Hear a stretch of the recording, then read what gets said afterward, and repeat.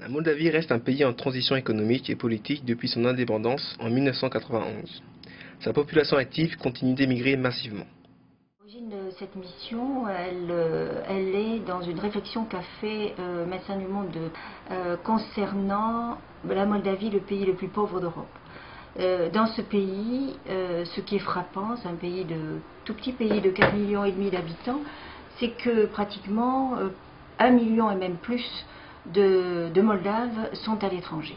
Pourquoi? Eh bien, tout simplement parce que le pays est tellement pauvre qu'ils ne peuvent pas survivre.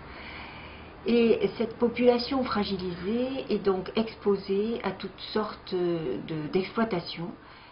Et l'exploitation des êtres humains est donc la thématique que nous avons retenue comme prioritaire dans ce pays, en prenant en charge l'ensemble des personnes qui sont victimes de cette traite. La traite des êtres humains désigne le déplacement d'une personne, même si aucune frontière n'est franchie, avec obtention de son consentement par tromperie, abus d'une situation de vulnérabilité ou promesse d'un emploi, comme nous l'explique Françoise Parot. La traite des êtres humains, c'est toute forme de transport, d'hébergement, d'accueil et sous toute forme de contrainte. Il y a de multiples façons de contraindre quelqu'un de se soumettre et aux fins d'exploitation. Exploitation sexuelle certes, c'est ce qui est le plus connu, mais aussi exploitation par le travail, pour la mendicité organisée, et même pour les prélèvements d'organes.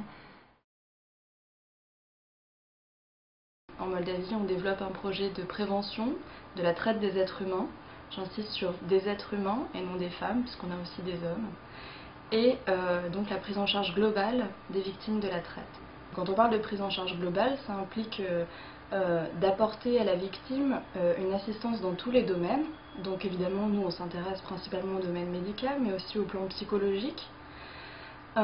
Ensuite, bien sûr, au domaine juridique, et d'assurer ensuite la formation professionnelle qui va permettre la réintégration de la victime dans la société. Médecins du Monde travaille en lien avec les acteurs locaux autour de 4 axes: la prévention, l'identification des victimes, leur prise en charge pluridisciplinaire et le plaidoyer. On a en même temps des activités de prévention. Quand on parle de prévention, qu'est-ce que ça veut dire concrètement?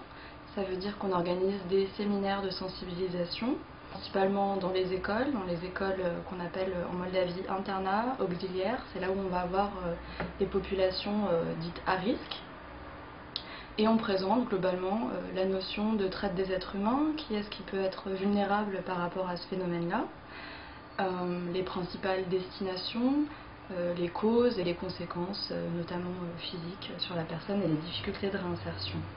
Quand on parle de prévention aussi, on ne parle pas seulement de séminaires de sensibilisation, mais on parle aussi d'une campagne mass média au plan local, parce qu'il faut savoir qu'on développe notre projet donc, dans le nord de la Moldavie, ce qui veut dire à Belt, dans 5 départements avoisinants de Belt.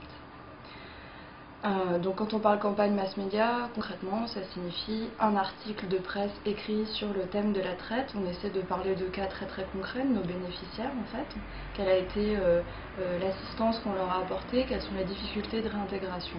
On organise aussi des émissions télé où on essaie d'impliquer les acteurs locaux le plus possible, et puis émissions radio, on alterne.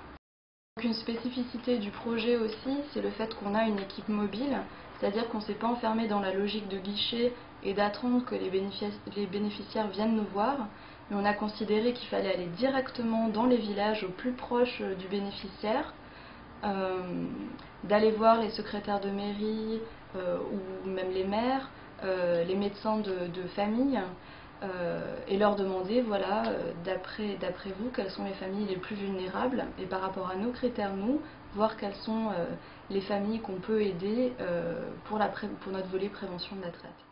Évidemment, quand je parle d'identification, c'est le principal problème qu'on a avec les victimes de la traite, c'est d'arriver à les identifier. Et pour cela, en fait, on a formé principalement des médecins de famille qui sont au contact avec les populations vulnérables. Nos principaux partenaires, il s'agit donc d'Atis, notre référence sur le plan médical. On a un protocole médical avec eux. Par exemple, quand on a vraiment une victime de la traite, le protocole médical qu'on a instauré, c'est pour eux de nous assurer une consultation avec un généraliste dans un premier temps. Si c'est un cas d'exploitation sexuelle, une consultation également chez le gynécologue. Ensuite, on a Honneur et droits des femmes d'aujourd'hui, qui est une autre organisation locale, qui en fait est notre référent sur le plan de la formation professionnelle et également sur le plan juridique. Alors formation professionnelle, c'est certainement clair pour tout le monde. Au plan juridique, qu'est-ce qu'on fait concrètement surtout pour les victimes directes de la traite? Pour les victimes, en fait, il est très important d'apporter une information complète sur ce que signifie être victime de la traite et qu'est-ce qu'on peut faire en tant que victime. Qu'est-ce qu'on peut faire? On peut porter plainte à l'encontre des trafiquants, mais il faut le faire en pleine connaissance de cause. La perspective de cette mission, quand nous aurons finalisé l'ensemble des étapes de l'identification, de la prise en charge, de la création, finalisation de ce réseau de partenaires, il va falloir évidemment envisager de passer le relais et de se retirer.